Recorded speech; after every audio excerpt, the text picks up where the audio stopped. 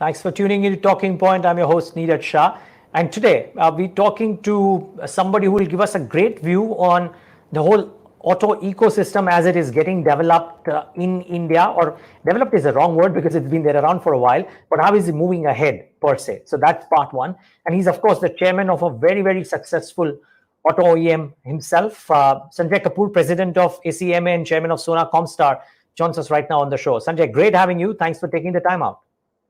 Thanks, Niraj. Thanks for having me. No, the pleasure is entirely ours. So I would love to understand from you, because about how do you think about the Indian auto component or the auto OEM space in light of the fact that it's had a long-standing history, but the times they are changing very, very quickly these days.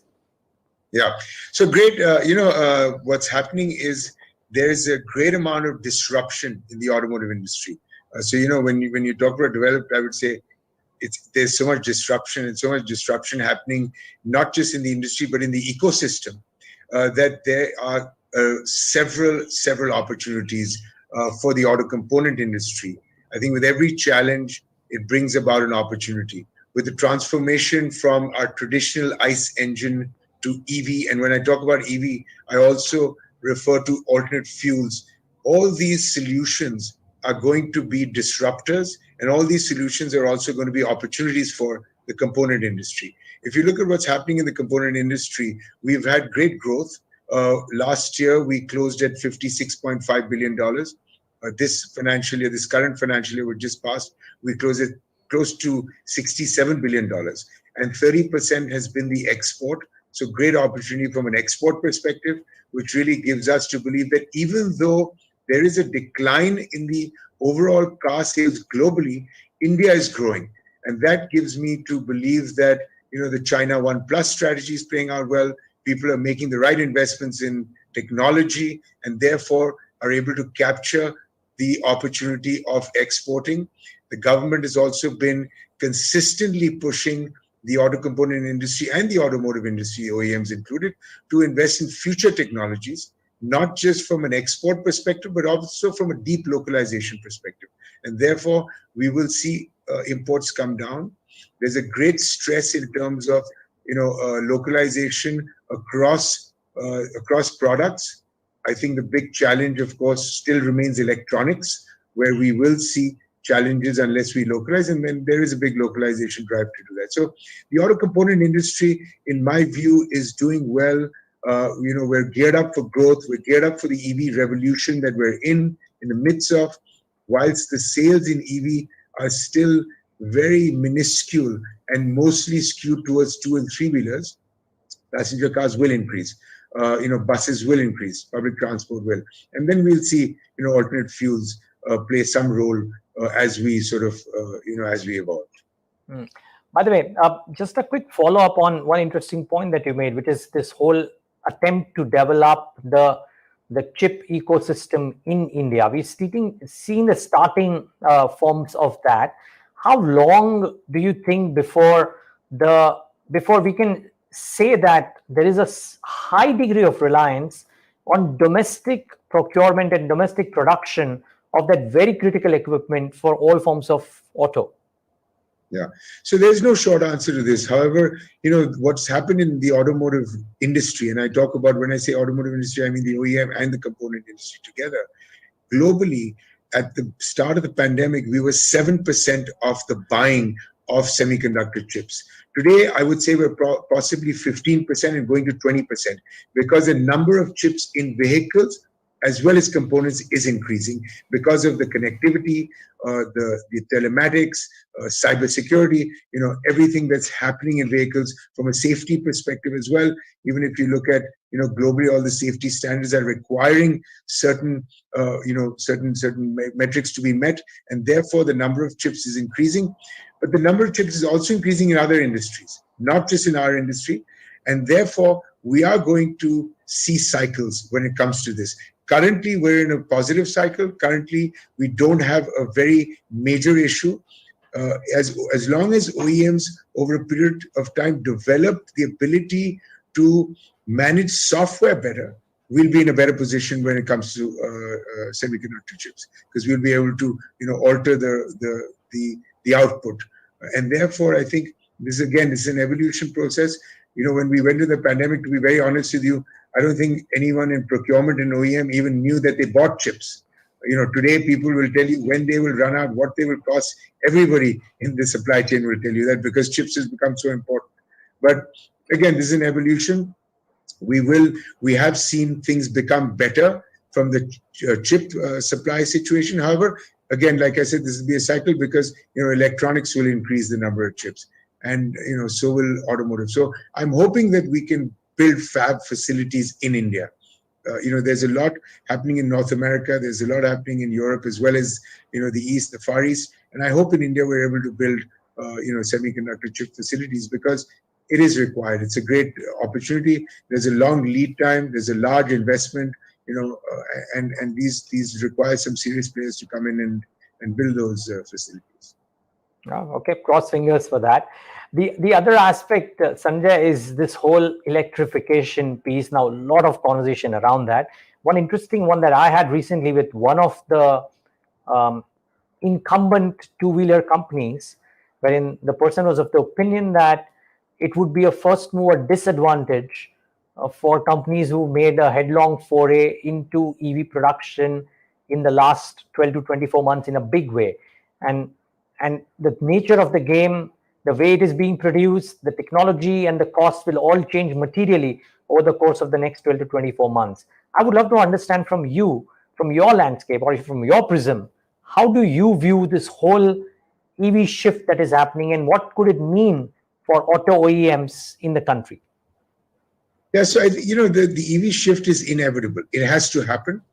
Because that's the way the world is going in terms of regulation, in terms of customer demand, in terms of clean. And of course, we need to look at clean energy. There's no doubt, because the next question will be, how do we look at clean energy when we're producing energy through coal, etc. And these questions are being asked continuously, and they are being addressed, because we need to move to that sort of an environment where we're going carbon neutral. I think carbon neutral by 2070 is what India's goal is. I'm pretty certain that companies internally have goals of 2040, because we need to go carbon neutral, and as quickly as we can. It's better for the environment. It's what the consumers demand as well. And I feel that yes, costs will come down, as in everything. When economies of scale increase, costs do come down, and I feel technologies will evolve as well. We're really at the starting point in a sense that we're already in the revolution of EV, but we're also at the starting point where standards are being set, where charging infrastructure is being put up, where different kinds of fuels are being tested. So these will evolve over time, and in a short period of time. I would say, I'd go as far as saying that this will happen in a short period of time. But standards will get set.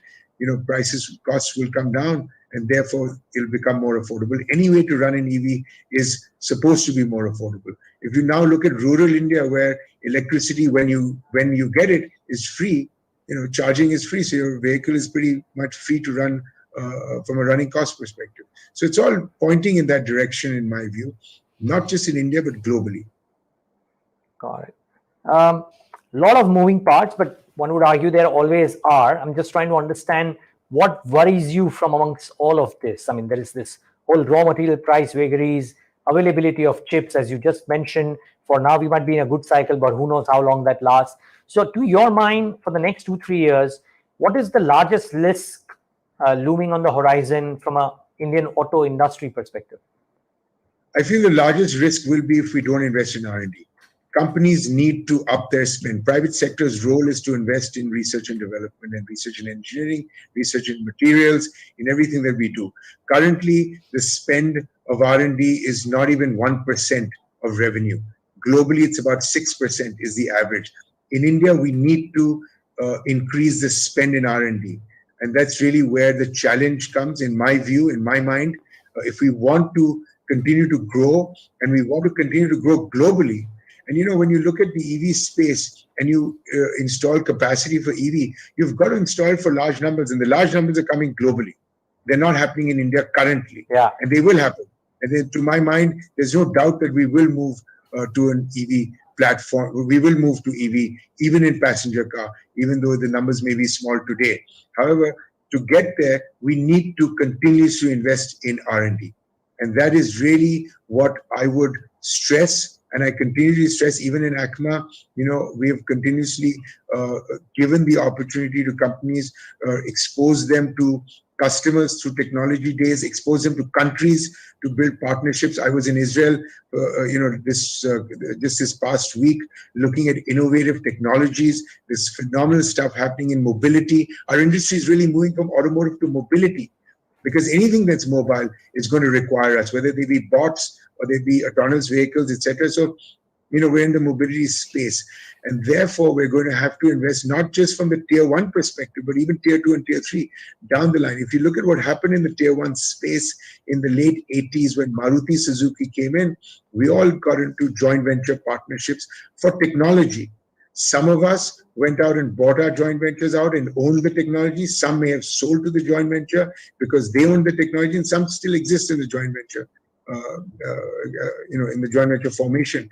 But now the tier two and tier threes need to look at technical agreements or technical licenses or joint venture opportunities so they can invest in technology.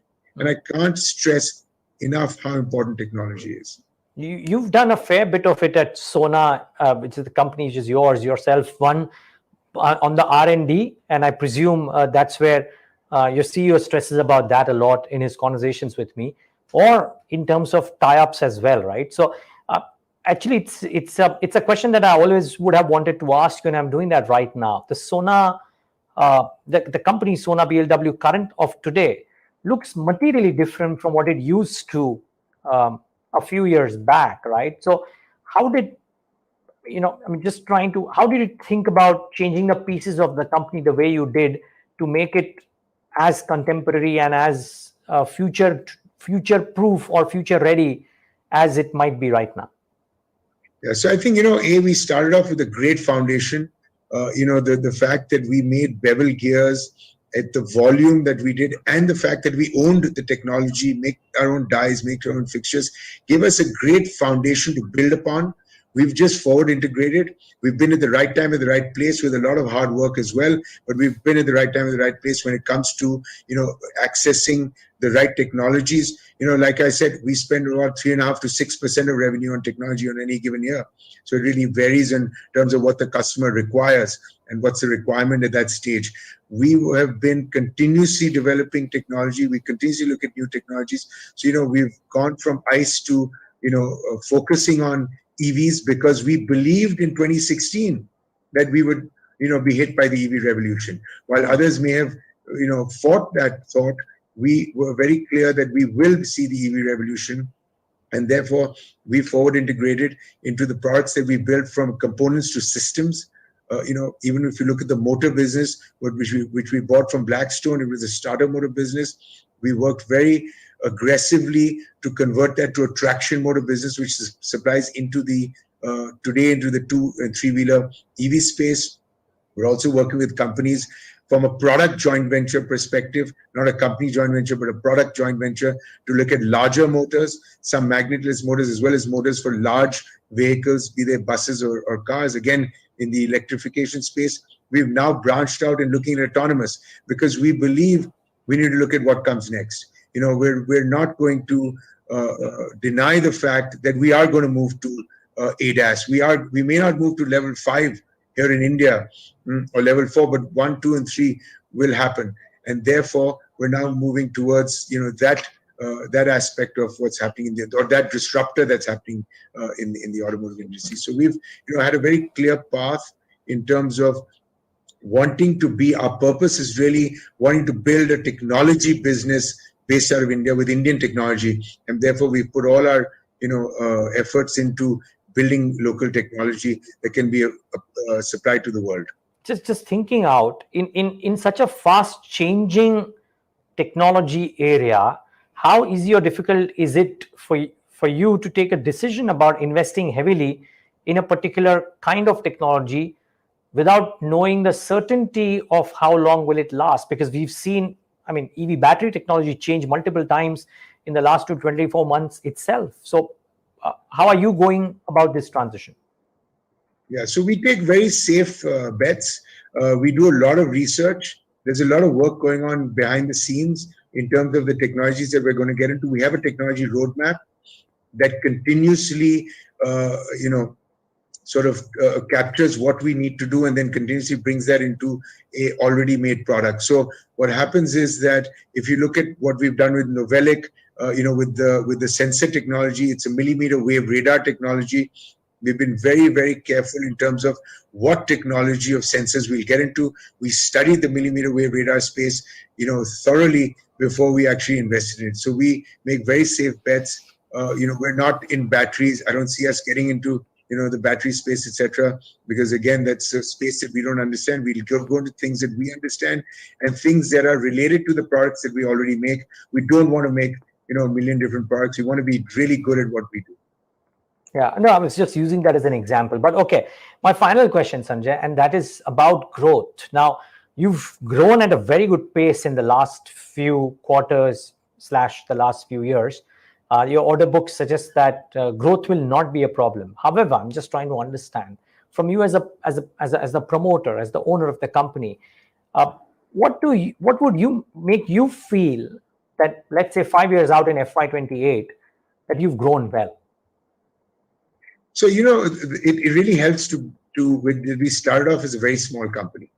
And therefore, we've seen the kind of growth we have because we've continuously captured, business share or market share from new customers. We've grown within customers. And we hope that we continue growing in this manner in the disruption and in the disruptive industry that we see, be it in electric, be it in autonomous.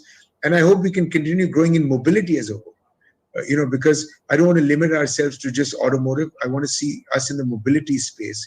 And of course, we want to really supply systems and we want to own the design and technology. So in some customers, in some cases, we own the designs that we license to our own customers because we are experts at what we do and they're experts at what they do. And I hope that we can continue doing this. I hope we continue to invest heavily in R&D and continue to remain a technology-oriented business more than anything else. We wish you all the best for that. But thank you so much for sharing some thoughts about the space as it stands and a few interesting thoughts on Sona as well. Lovely talking to you today, Sanjay. Thank you. Thanks. Yeah. And viewers, thanks for tuning into this edition of The Talking Point.